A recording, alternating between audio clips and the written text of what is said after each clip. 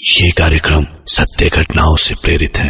जिनके साथ ये घटनाएं घटी उसकी वास्तविकता उन्हीं तक सीमित है। भूत प्रेतों और असामान्य विषयों के होने पर चैनल कोई दावा नहीं करता और न ही प्रोत्साहन करता है। रूहों और जिन्नातों की अपनी एक अलग दुनिया होती है, पर कभी कभी वो हमसे टकरा जाते हैं।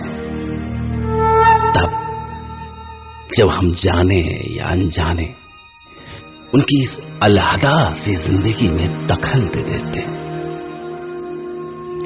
और उसका अंजाम खून जमा देने वाला होता है।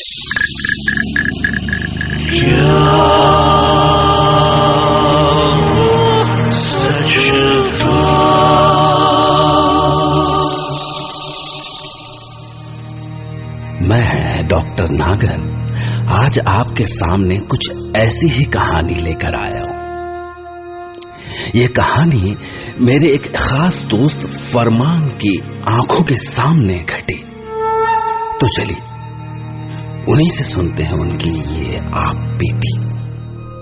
जब मैं छोटा था ना, तब मेरे घर में सब मुझे राजा के नाम से बुलाया करते थे। हमारी फैमिली सहारनपुर में रहा करती थी, पर अक्सर गर्मियों की लंबी छुट्टियों में हम हमारी फैमिली के साथ अपने रिश्तेदारों के पास सरसावा चली जाया करते थे। बस वहां पहुंचने के बाद तो हमारा एक ही काम हुआ करता था, सुबह सुबह बैट बॉल लो, निकल जाओ, जम कर क्रिकेट खेलो और फिर दोपहर को खाना खाने के लिए घर लौट आओ। उस दिन भी मैं अपने दोस्त बबलू के साथ निकल पड़ा।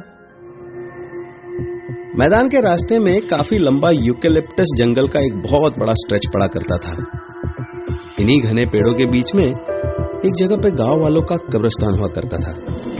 वहां सारी कब्रें कच्ची थी, यानी छोटे छोटे टीले जैसी, जिसके बारे में लोग कई तरह तरह की बातें किया करते थे। नेचुरली हमें भी इस कब्रिस्तान से दूर ही रहने के इंस्ट्रक्शंस थे, पर बचपन की मस्ती में बड़े बूढ़ों की बातें कहां समझ में आती है यार। इसलिए शॉर्टकट लेकर हम कब्रिस्तान के बीच में से ही जाया करते थे। उस दोपहर भी हम लोग और दिनों की तरह खेल के उधर से ही लौट रहे थे। जून की दोपहर थी और हवाएं और उनसे उड़ती सूखी पत्तियां अजीब सी आवाजें कर रही थी।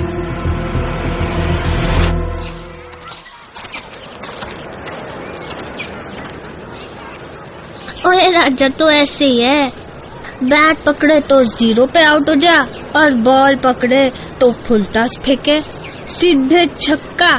ज्यादा दांत मत ही निकाल, कल 50 मारे थे मन ने, किसी से आउट हुआ क्या मैं? अबे तुक्का लग गया था कल। ओ बबलू, उसमें पैर मत रख, कबर है वो। अरे मरने वाला मर लिया, अब यहाँ थोड़ी सो रहा वो। अबे तेरे पीछे भूत। हाँ, कहाँ? अबे देख कैसे फूंक सरक गई इसकी। देख भाई, पैंट तो ना गिल्ली हो गई। चुप रहो, सीधे घर चलो। बस हम लोग मस्ती करते करते आगे बढ़ गए और गांव के पास पहुंचे तो सब अपने अपने घरों की ओर निकल गए। अब बस मैं और बबलू साथ थे। अभी हमें चलते हुए कुछ देर हुई होगी कि तभी अचानक जैसे पीछे से किसी ने आवाज दी, बेटा हुक्का पिला दे। हमने पलट के देखा तो वो झुकी कमर वाला कोई बहुत बूढ़ा सा आदमी था। बब्बा दिख ना रहा, हम छोटे छोटे बालक है, कहाँ से लावेंगे हुक्का? एक काम करो बप्पा, दादी से बोलो, दादी से, वो पिला देगी हुक्का तुम्हें। बबलू ने से झिड़का और हम घर की ओर चल दिए। अभी हम कुछ ही कदम आगे बढ़े होंगे कि फिर से वही आवाज सुनाई दी, अरे बेटा हुक्का पिला दे। हम पलटे तो मैंने देखा वो बूढ़ा सिर्फ बबलू की ओर देख रहा था, उसे घूर रहा था। जिस तरह वो उसे देख रहा था मुझे डर लगने लगा। मैंने बबलू से कहा, ओए बबलू तेज चल, मेरे को ना कुछ गड़बड़ लग रही। और फिर हम तेजी से एयरफोर्स की फेंसिंग के नीचे से घुस के गांव की ओर बढ़ गए। पर एक बार फिर से वही आवाज, बेटे हुक्का पिला दे। इस बार तो मेरा बदन ठंडा हो गया। इतना बूढ़ा आदमी जिसकी कमर झुकी हुई है इतनी आसानी से फेंस पार करके कैसे आ गया? तो जितनी तेज हम चल रहे थे उसकी बराबरी वो कैसे कर सकता था? मैंने बबलू का हाथ कस के पकड़ा और उसे लगभग खींचता सा गांव की ओर दौड़ पड़ा। अरे क्या हो गया तुझे? गुड्डे से डर रहे तू? पीछे मत देख बबलू, ये वही कमर वाला लग रहा है मेरे को। तभी मुझे एहसास हुआ कि जैसे बबलू का हाथ पूरी तरह कपड़ा है। बबलू, बुखार हो रहा है, कैसा जल रहा है तेरा हाथ? अरे कोई बुखार ना है मुझे, बुखार तो बबलू के पास भी ना फटकता। बबलू चाहे ऊपर से कुछ भी नहीं बोल रहा, पर अब तक वो खुद भी बहुत डर चुका था। मैं जानता था कि वो जो भी है मेरा नहीं बबलू का पीछा कर रहा है, क्योंकि वो सिर्फ बबलू को ही घूर रहा था। मैंने बबलू का बुखार से तपता हुआ हाथ और कस के पकड़ लिया और तय कर लिया कि कुछ भी हो जाए मैं बबलू का हाथ किसी कीमत पर नहीं छोड़ूंगा। और हम घर की ओर लगभग भाग ही रहे थे, पर अभी भी वो आवाज हमारा पीछा छोड़ने को तैयार नहीं थी।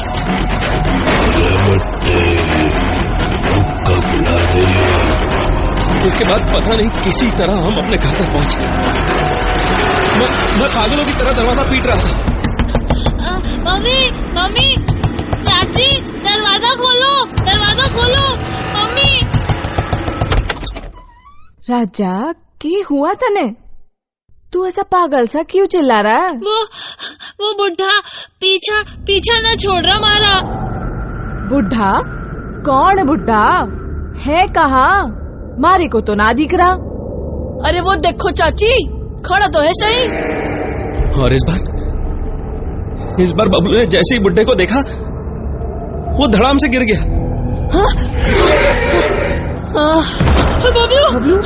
बबलू उठ बेटा, बबलू।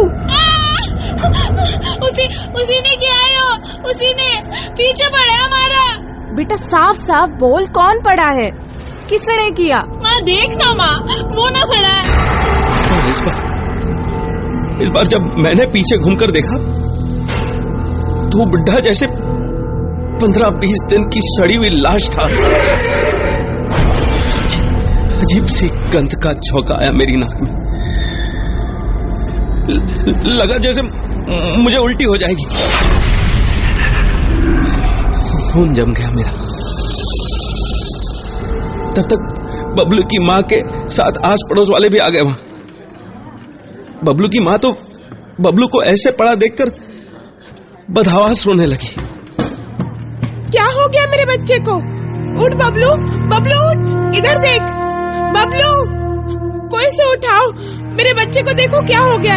बबलू उठ, कोई तो देखो इसे। बबलू, बबलू अपनी माँ की तरफ देख। बबलू, किसी को तो बुलाओ, कोई डॉक्टर, ओझा, किसी को तो बुलाओ, मेरे बच्चे को उठाओ। बबलू। किसी को कुछ समझ में नहीं आ रहा था कि आखिर बबलू को हुआ क्या है। वो तो बिल्कुल बेजान सा पड़ा था। कोई उस पर हवा कर रहा था, कोई उसके चेहरे पर पानी के छींटे मार रहा था। मन ने तो लगे है, भूत ने पकड़ लिए है। हाँ, जिन लगे हैं मन तो। हटो हटो हटो, भीड़ मत लगाओ, हटो। सबको वहम हो गया दिखे। सुन राजा, पहले तो यो बता कि थारे साथ हुआ क्या? चाचा, वो बुढ़ा पीछे पड़ा है हमारे। उसी ने बबलू को मार दिया। राजा बेटे रो रही, कुछ ना हुआ बबलू को? अच्छा सुन, अब यो बता, वो बुढ़ा तेरे को अब भी दिख रहा? हाँ। अच्छा यो बता कि वो बुढ़ा कहाँ खड़ा है? वो सामने, वो बस बबलू को देख रहा है। उसे बदला ले रहा है वो चाचा। बदला? भाई साहब, यो इसका वहम ना हो सके ना। बात मान मारी, यो वहमना है। तू एक काम कर, जाके करीम हाजी ने बुला ला, जाके जा भाग के जा। जी अच्छा। और तू खड़ी यहाँ क्या मुंह ताकरी मारा? जाके भीतर से 4 पाई ले जा। ये अजीब बात थी कि वो छोड़ा गला बुढ़ा सिर्फ मुझे दिख रहा था और उसके बदन से आने वाली सड़न भी मुझे को महसूस हो रही थी। उन्होंने चारपाई लेकर बबलू को उस पर लिटाया था कि सामने से कलीम हाजी हमारी ओर भागते हुए नजर आए, और अभी वो हमारी ओर भाग ही रहे थे। तभी ऐसे लगा जैसे उन्हें जोर का झटका लगा और वो बस गिरते गिरते बचे। पर वो जल्दी ही संभल गए और उन्होंने तुरंत अपने झूले में से एक तावीज निकाला और कुछ बड़बड़ाने लगे। मैं समझ गया कि उन्होंने बुढ़े को देख लिया है, क्योंकि वो लगातार उसी की ओर देखकर बड़बड़ा रहे थे। तभी वो बुढ़ा अजीब सी आवाजें निकालने लगा। इस पे कलीम हाजी चिल्लाए, कौन है तू? कहां से आया है तू?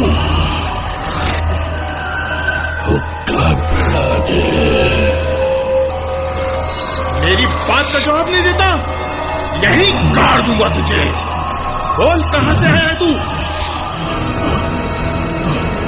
कब्रिस्तान से। तू यहाँ क्या कर रहा है? बच्चे के पीछे पड़ा है? इसने मेरी कब्र पे पैर रखा था,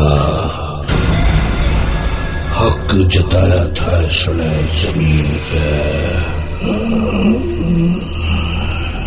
इसने उसी जमीन पे भेजूंगा मैं, इसकी जमीन दूंगा इसने, वहीं लिटाऊंगा जमीन के नीचे से।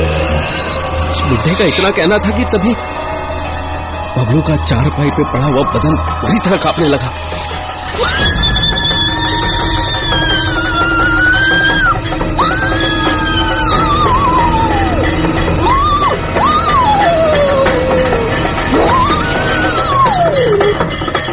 और तभी कलीम हाजी ने जोर जोर से चैंटिंग शुरू कर दी। जैसे जैसे वो बड़बड़ाते जा रहे थे, बुढ़ा गुस्से से जानवरों सी आवाजें निकालने लगा।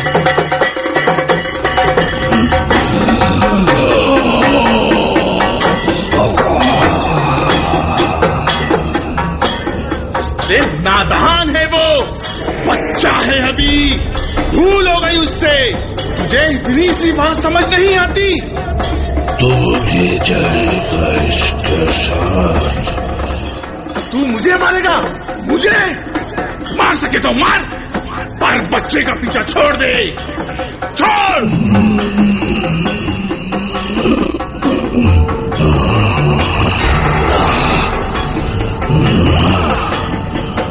उसको तो मैं उसकी जमीन दिलाऊंगा, उसको ना छोड़ के जाऊंगा मैं ना। पर कलीम हाजी ने उसकी एक बात नहीं सुनी, उसे कोई जवाब नहीं दिया, बल्कि उन्होंने और भी जोर से चैंटिंग शुरू कर दी। इस पर बुढ़ा और जोर से चीखने लगा और बबलू का बदन ऐसे कांपने लगा कि अब चारपाई धड़ाम धड़ाम की आवाज के साथ जमीन से टकराने लगी। नादे आलिया मजरूल अजाइब तोजरी हूँ औ ना लगा फिर नवाइबी उल्ला हम्यू गम्यू सैंजली तीन नबीवती का या रसूल अल्लाही वबी बिलाई का या अली या अली या अली।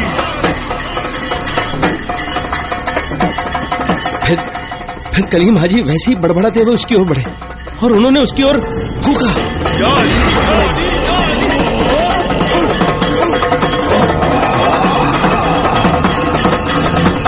और अगली मिनट बुढ़े का सड़ा गला बदन जैसे गायब हो गया, वैनिश्ड।